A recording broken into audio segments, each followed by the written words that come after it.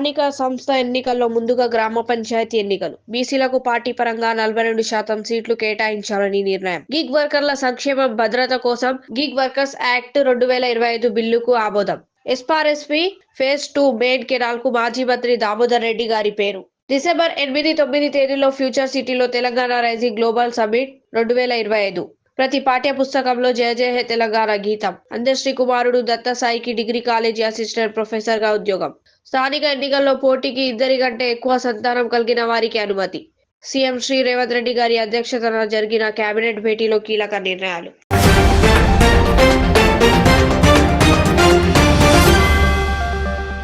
Vote చోరీకి వ్యతిరేకంగా ఆందోళన మరింత ఉధృతం చేద్దాం. డాక్టర్ కోట నీలిమ గారు, AICC member, TPCC vice president, Sanath Nagar నియోజకవర్గ ఇన్ఛార్జ్. అందుకనే రాహుల్ గాంధీ గారు అంటారు, మన డెమోక్రసీని డిస్ట్రాయ్ చేసింది బీజేపీ, మన డెమోక్రసీని, మన ఓటుని చోరీ చేసింది ఎలక్షన్ కమిషన్. ఇంకా ఎవిడెన్స్ రాహుల్ గాంధీ గారు మన ముందర పెట్టారు. ఎలా ఎవిడెన్స్ అంటే ఎలక్షన్ కమిషన్ ఏదైనా ప్రాసెస్ ఫాలో చేసినప్పుడు దానికి ఉన్న ప్రూఫ్ కానీ, వీడియోగ్రఫీ కానీ, రికార్డింగ్ కానీ అది కూడా దేశ ప్రజల ముందర పెట్టట్లేదు. పోయిందని, లేదని చెప్పడం జరుగుతుంది. 80 ఓటర్స్ ఒక అడ్రస్ మీద, ఇంకో అడ్రస్ మీద 46 ఓటర్స్. ఇది పద్ధతి ఎలక్షన్ కమిషన్ది. ఇదంతా రాహుల్ గాంధీ గారు, మన ప్రియ నేత రాహుల్ గాంధీ గారు మీ ముంద ఉంచిన ఓట్ చోరీ రీసెర్చ్. దేని గురించి అయితే ఈరోజు మనమందరం ఇక్కడ కలుస్తున్నాం, అలాగే ఉదయ్ గారు కూడా దేశవ్యాప్తంగా దీని గురించి ఉద్యమాలు చేస్తున్నారు. మరి ఇది ఎలా చాలా ఇంపార్టెంట్. రాహుల్ గాంధీ గారు దీన్ని బ్రేక్ చేసి మరీ చెప్పారు ఎలా బీజేపీ దీన్ని యూజ్ చేస్తోందో. మీ అందరితో విన్నపం, ఈ ఆందోళన మన చరిత్రలో నిలిచేటట్టు చేద్దాం.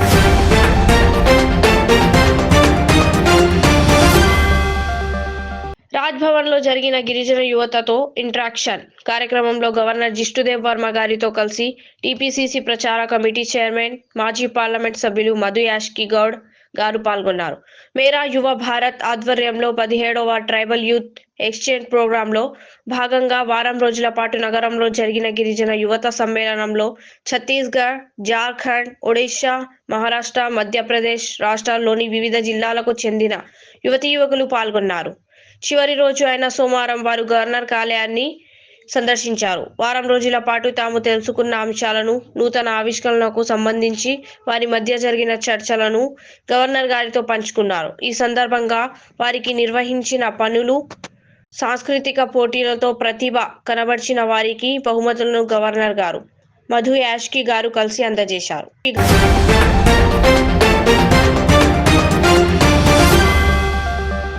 సౌదీ అరేబియాలో బస్సు ప్రమాదంలో మరణించిన బాధిత కుటుంబాలకు 5 లక్షలు పరిహారం అందించాలని కేబినెట్ లో నిర్ణయం తీసుకున్నాం. ప్రభుత్వ సలహాదారులు షబ్బీర్ అలీ.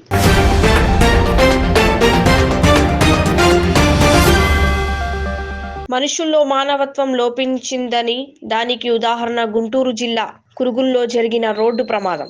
లారీని ఓవర్టేక్ చేయబోయిన ఓ వ్యక్తి కింద పడగా అతని పై నుంచి లారీ దూసుకెళ్లింది. ప్రమాదం జరిగిన తర్వాత అక్కడున్న వారు ఎవ్వరూ అతన్ని కనీసం పట్టించుకోలేదు.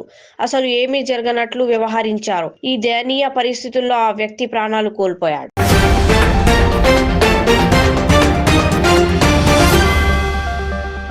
హైదరాబాద్ లోని బేగంపేట్ బస్టాప్ వద్ద రోడ్డు ప్రమాదం జరిగింది.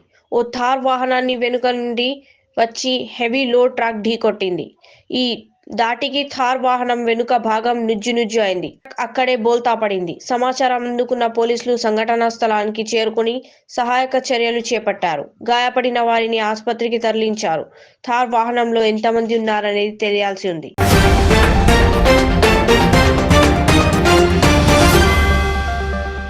సౌదీ అరేబియాలో జరిగిన బస్సు ప్రమాదంపై సీఎం శ్రీ రేవంత్ రెడ్డి గారు తీవ్ర దిగ్భ్రాంతి. మంత్రి శ్రీ అజరుద్దీన్ గారి ఆధ్వర్యంలో సౌదీకి బృందం.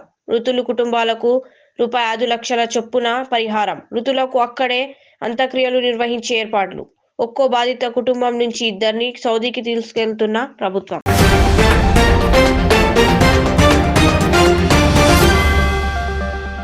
ప్రస్తుతం కేవలం గ్రామ పంచాయతీ ఎన్నికలు నిర్వహిస్తాం. మిగిలిన ఎన్నికలపై తర్వాత నిర్ణయం తీసుకుంటాం. పార్టీ పరంగా బీసీలకు 42% రిజర్వేషన్లు కల్పిస్తూ మొదట గ్రామ పంచాయతీ ఎన్నికలు నిర్వహిస్తాం. మిగిలిన జెడ్పీటీసీ, ఎంపీటీసీ, మున్సిపల్ కార్పొరేషన్ ఎన్నికలు అన్నీ కూడా కోర్టు తీర్పు తర్వాత నిర్వహిస్తాం. మంత్రి పొంగులేటి శ్రీనివాసరెడ్డి. పార్టీ పరంగా బీసీ సోదరులకి 42% రిజర్వేషన్లో సీట్లు అలాట్ చేస్తూ మొదట గ్రామ పంచాయతీ ఎన్నికలు నిర్వహించాలని ఈరోజు కేబినెట్ నిర్ణయించడం జరిగింది.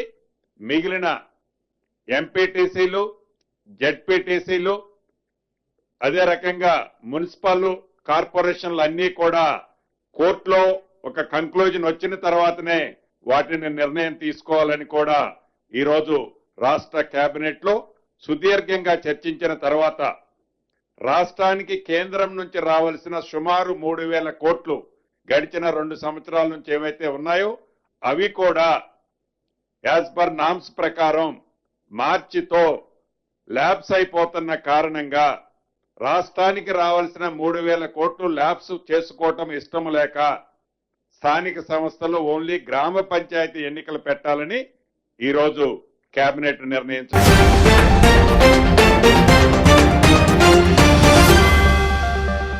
పుట్టపర్తికి చేరుకున్న మాజీ ఉపరాష్ట్రపతి వెంకయ్య నాయుడు సత్యసాయి శత జయంతి ఉత్సవాల్లో పాల్గొనేందుకు పుట్టపర్తి సాయి నిలయానికి విచ్చేసిన వెంకయ్య నాయుడు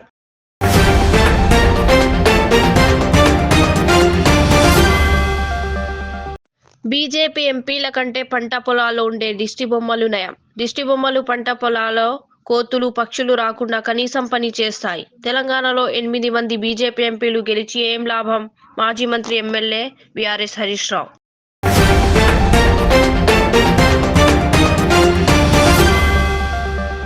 ఆదిలాబాద్ జిల్లా బోధ్ నియోజకవర్గం నేరడిగొండ జన్నింగ్ మిల్లు వద్ద సోయాబీన్ మరియు మొక్కజొన్న పంట కొనుగోలు కేంద్రాలను పరిశీలించిన బీఆర్ఎస్ వర్కింగ్ ప్రెసిడెంట్ కేటీఆర్.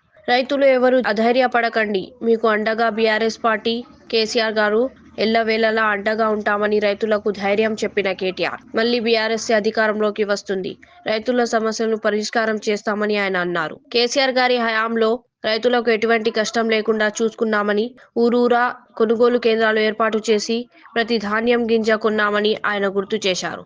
ఈ కార్యక్రమంలో మాజీ మంత్రి, ఎమ్మెల్యే, వీపీఆర్ బీఆర్ఎస్ ఎమ్మెల్యేలు Anil Yadav BRS, doctor Sanjay BRS మాజీ ఎమ్మెల్యే, బాల్ కుస్మత్, ఖానాపూర్ నియోజకవర్గ ఇన్ఛార్జి జాన్సన్, కేటీఆర్ తదితరులు పాల్గొన్నారు.